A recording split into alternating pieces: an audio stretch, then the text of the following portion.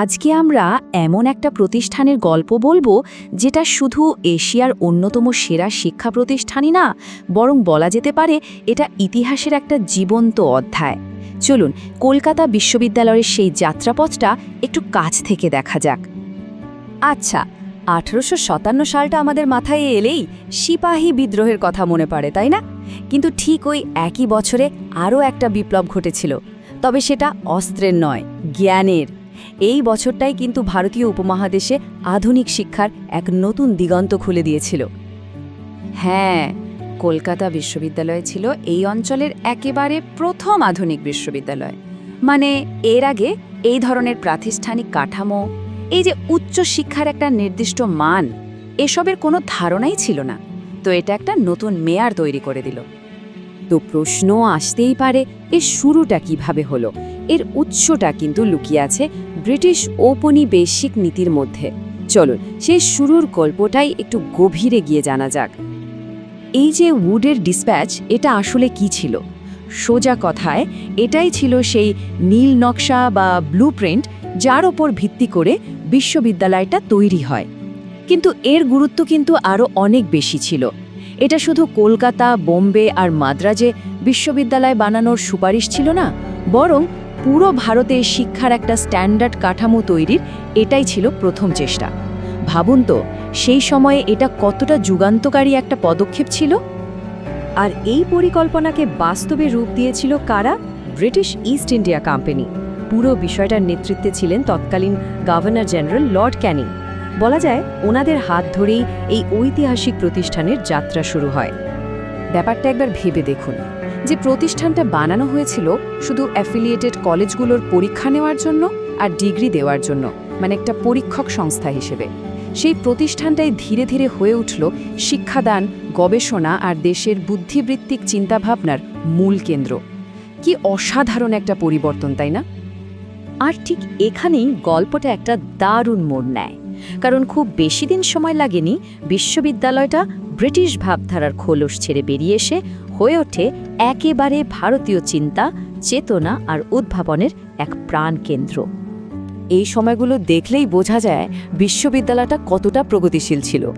যেমন ধরুন 1879 সাল, যখন বেথুন কলেজকে অনুমোদন নেওয়া হলো, মানে মহিলাদের জন্য উচ্চশিক্ষার দরজা খুলে গেল। তারপর 1914-এ বিজ্ঞানের গবেষণার জন্য আলাদা করে ইউনিভার্সিটি কলেজ অফ সায়েন্স তৈরি হলো। এমনকি 1917-এ নিজেদের কাজ পর্যালোচনার জন্য কমিশনও বসানো হলো।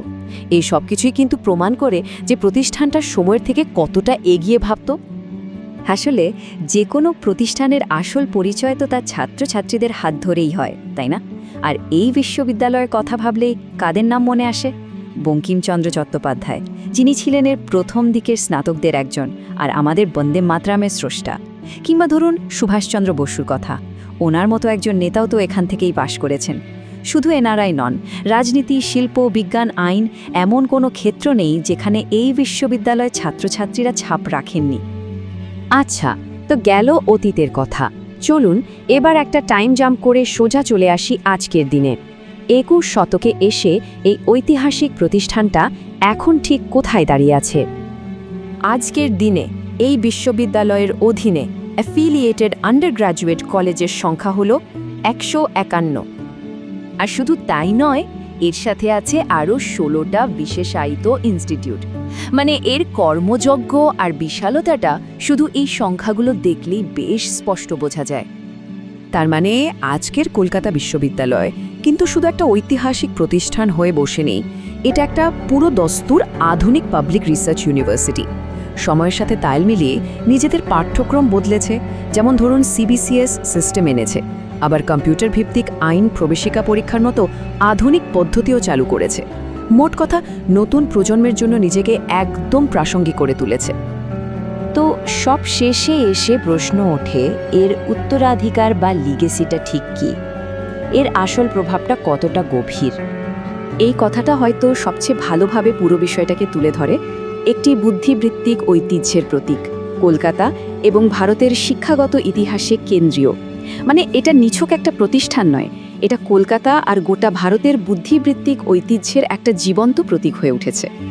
আর সবথেকে গুরুত্বপূর্ণ যে বিষয়টা মনে রাখার মতো সেটা হলো কলকাতা বিশ্ববিদ্যালয় কিন্তু সেই মডেলটা তৈরি করে দিয়েছিল, যার উপর দাঁড়িয়ে ভারতে আধুনিক উচ্চশিক্ষার ভিত্তি তৈরি হয়েছিল।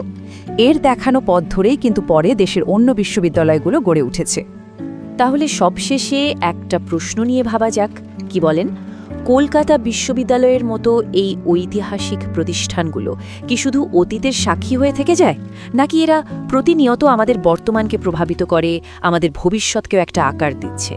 ব্যাপারটা কিন্তু বেশ ভাবার মতো।